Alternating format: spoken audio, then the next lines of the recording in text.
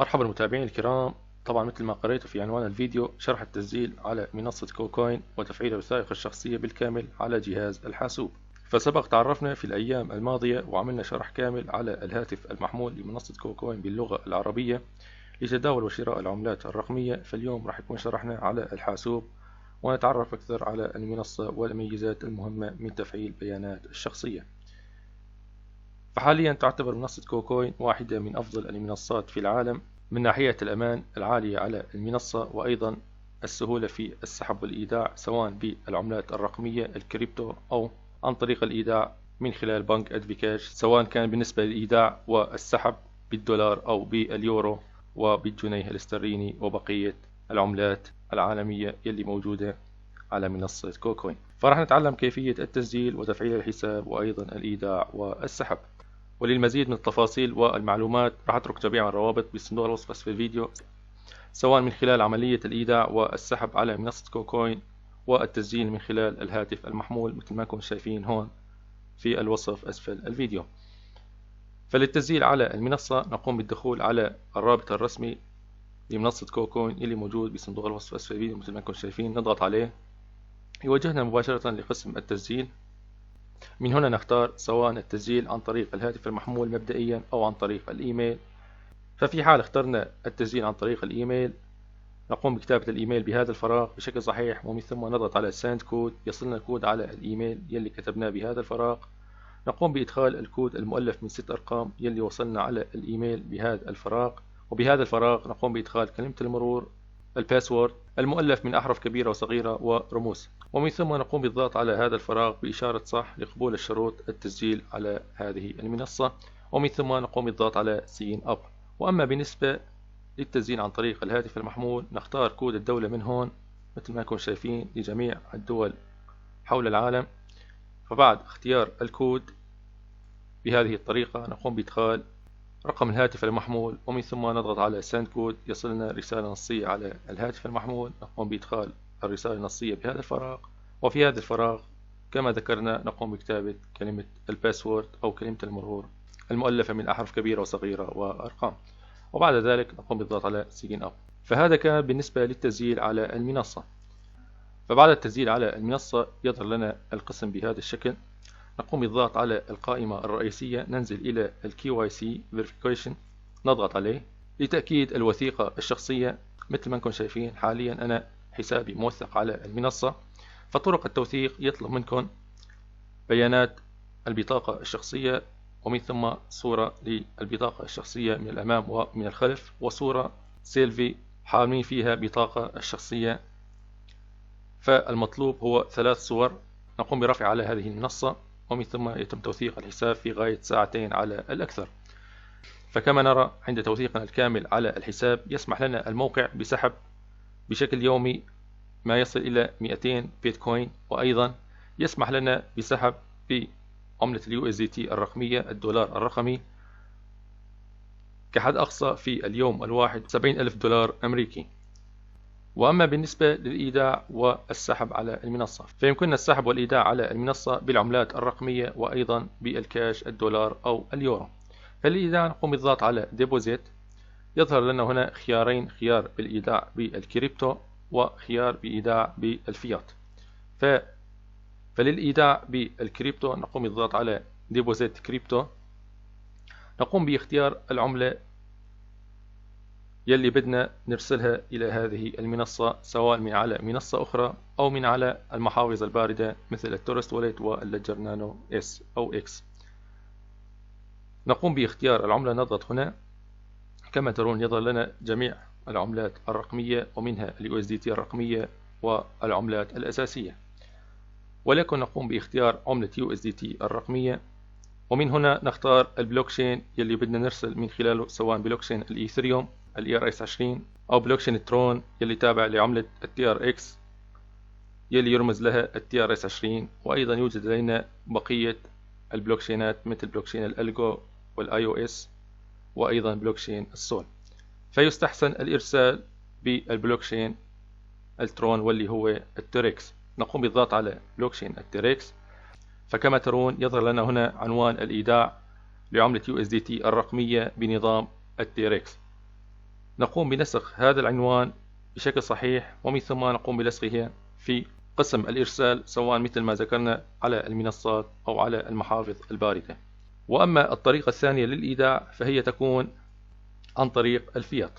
نقوم بالضغط على ديبوزيت فيات كما ترون هون بهذه الطريقة.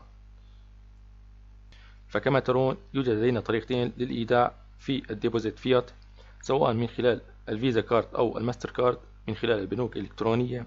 وعند الإيداع عن طريق الفيزا كارد والماستر كارد يوجد لدينا أجور اقتطاع أثناء عملية الإيداع، واللي هي 3.80%، أي بمعنى في حال أودعنا على الموقع بقيمة $1000 أمريكي يتم اقتطاع ما يصل إلى $40 كأجور أثناء عملية الإيداع، ويصلنا $960 أمريكي في حساب على منصة كوكوين.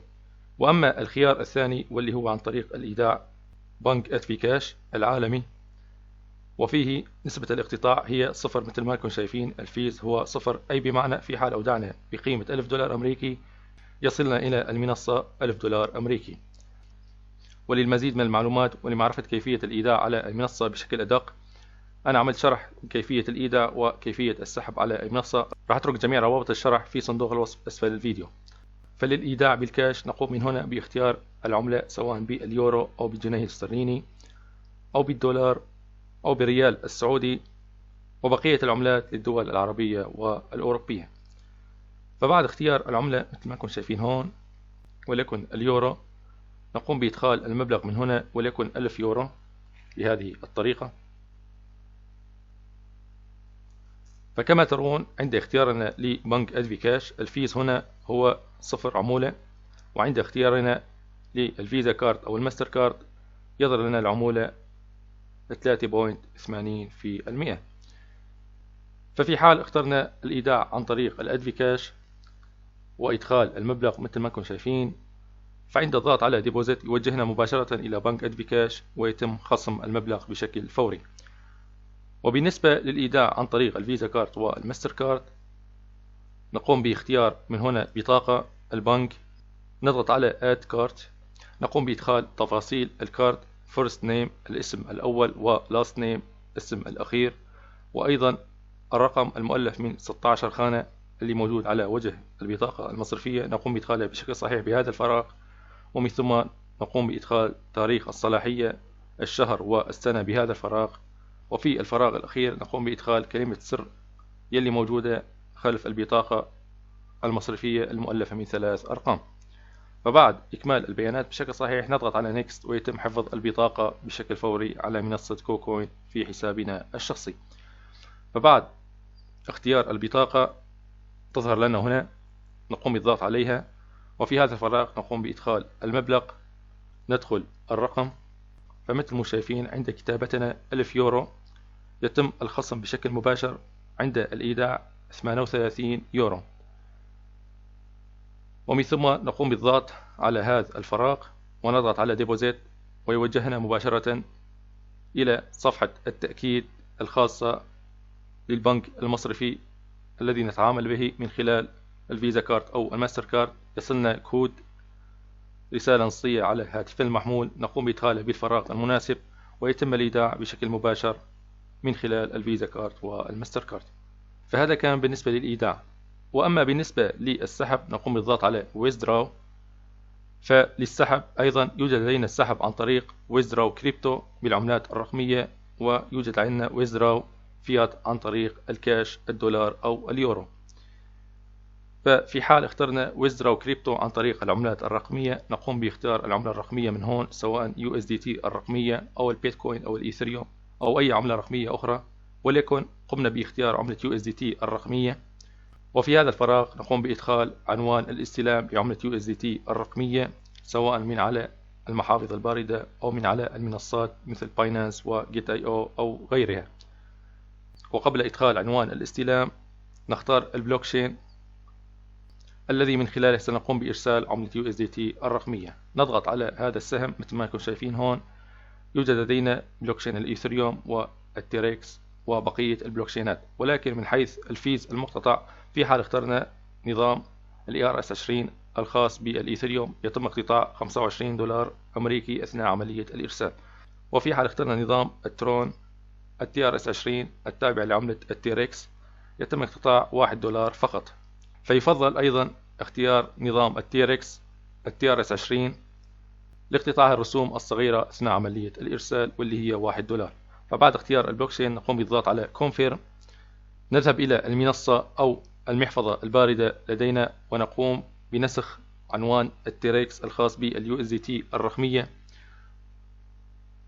ونقوم بلصقها في هذا الفراغ، ومن ثم نقوم بالضغط على Send، وبعد إدخال جميع التأكيدات سواء من على رقم الهاتف المحمول ومن خلال الإيميل المؤكد على حسابنا في منصة كوكوين. وأما الطريقة الثانية للسحب واللي هو Withdraw Fiat، نقوم بالضغط على Withdraw Fiat مثل ما كنتم شايفين. فللسحب من منصة كوكوين بالكاش سواء بالUSD بالدولار أو باليورو أو بقية العملات، يسمح لنا فقط السحب على بنك أدفيكاش إلكتروني. فطريقة السحب هي سهلة جدا عن طريق بنك أدفيكاش إلكتروني. فأولا نقوم بالضغط على هذا السهم، نضغط على Add New Account، نقوم بإدخال الإيميل المؤكد على حسابنا بنك أدفيكاش إلكتروني وإدخاله بهذا الفراغ بشكل صحيح.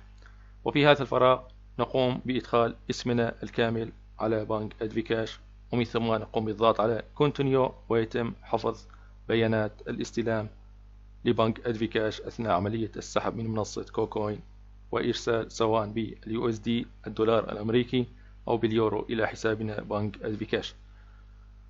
وفي هذا الفراغ نقوم بإدخال رصيد السحب سواء بالدولار أو باليورو بهذه الطريقة، وبعد ذلك نضغط على Withdraw وبشكل مباشر يقوم بتوجيهنا إلى بنك أدفيكاش ونقوم بتأكيد العملية، وهكذا يتم السحب بالكاش على منصة كوكوين. وأيضا مثل ما ذكرت للمزيد من التفاصيل راح أترك جميع روابط الشرح في صندوق الوصف أسفل الفيديو. فهذا كان فيديو اليوم، سلام.